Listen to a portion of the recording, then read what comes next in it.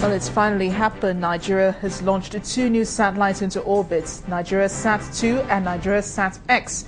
The new launch took place in Russia at 8:12 a.m. Nigerian time. Experts describe the satellites as most advanced and believe that the move will usher in a wave of economic opportunities for the country in agriculture and other sectors of the economy.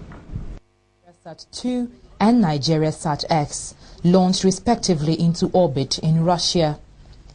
The event was watched live by officials of the National Space Research and Development Agency in Abuja, and there was excitement as workers of the agency celebrated the achievement.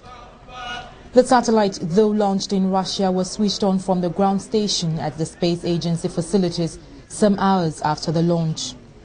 Data from NigeriaSat-2 will be used for various applications in agriculture, in urban mapping, in environmental monitoring.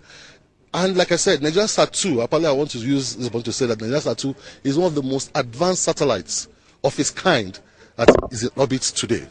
The reason being that NigeriaSat-2, unlike every other satellite, can image in a lot of modes.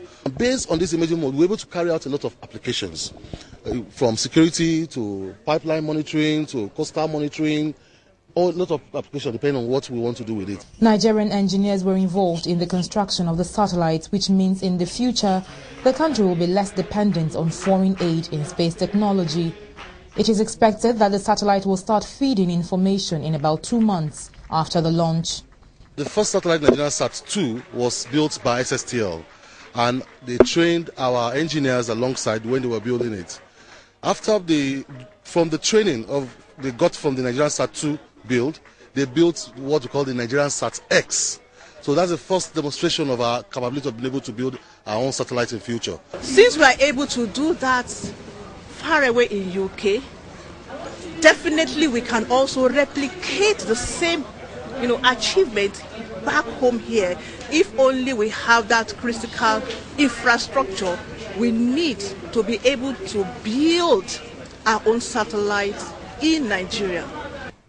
One of the most critical factors required to further ground Nigeria in space technology is the establishment of an assembly, integration and testing facility.